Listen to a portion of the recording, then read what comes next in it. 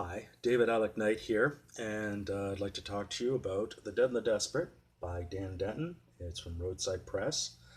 Dan is a poet as well as a novelist. If you've liked Dan Denton's poetry, or if you liked his first novel, you know what you're in for, and there's even more now. He has grown much as a writer since, and this novel is even more important. You might think as you begin to read The Dead and the Desperate that it's going to be some blend of Charles Bukowski's Women in Post Office, just set in a factory. And if so, you'd be wrong. Stick with it.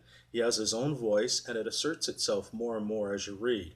Fans of such novels of Bukowski will find much to like here, sure, but there's not much more of a Bukowski influence really than on any other American indie small press novelist writing for and of the working class, the middle class, the blue collar, the bottom classes, the backbone of the real America.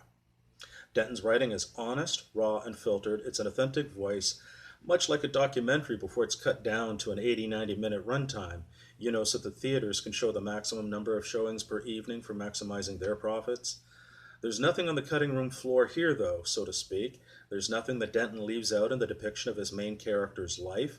The drug addictions, alcoholism, the aimlessness, mental health struggles, a humor prone to ill-timed sarcasm, and the sincere but hindered idealism.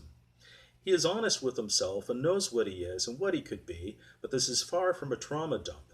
This character knows what has caused his life to be what it is. He knows what he has done to make it this way, and he is well aware of what others have done to make his life as it is, and the lives of his co-workers and his blue-collar brethren and sisterin across America.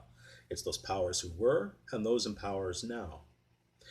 He is aware of his place in the Machiavellian and Malthusian manipulations in the decades that preceded him and the long half-life of Reaganomics, the falsity of the wars against alcohol and drugs, and in the process warring on marginalized people and bottom classes to do so, all while labyrinthian corporate institutions have been treating generations of workers so harshly, no one can function for long without some kind of self-medication. Mother's Little Helper, soft drugs, hard drugs, alcohol, gambling, religion as opiate, whatever it takes to keep their cog turning in the machinations, the machine. One of the strongest and most important explorations in Denton's story is how the dehumanizing nature of the only work he feels suited for in turn affects the worker when he gets home.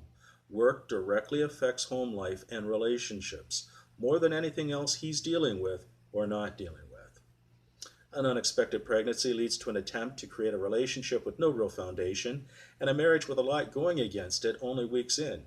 He does the things he feels he has to, and work as hard as he may, they always seem to be weeks behind the bills. He has mental health issues and addictions, and there are many interesting characters around him that feed into his addictive nature, because of course they have people and stresses in their lives that do the same to them.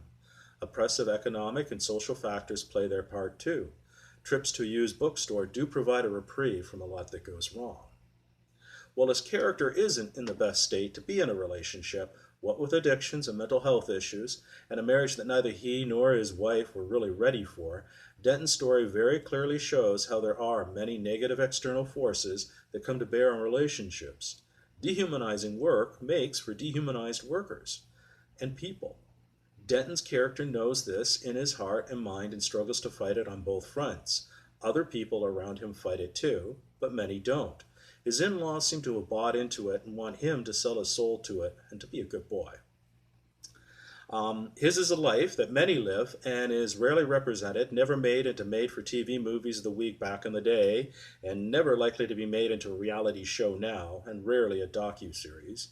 An entire class of people actively struggle day in, day out without their everyday reality known. Well, Denton's book is part of that much-needed reality check, and everybody deserves to know. Everybody needs a voice, and The Dead and the Desperate is a part of that giving voice. Dan Denton's The Dead and the Desperate could well do for factory work what Upton Sinclair's The Jungle did for the meat industry. If people read the book, they will wake up. If they wake up, they have the opportunity to do something. The Dead and the Desperate presents harsh truths that should not and cannot be ignored. Changes can be made with enough will. And I just want to give a closer look at the cover. Now, this is the paperback edition. It has gone to press again for a special hardcover edition. So if you prefer hardcover, there's a hardcover one available.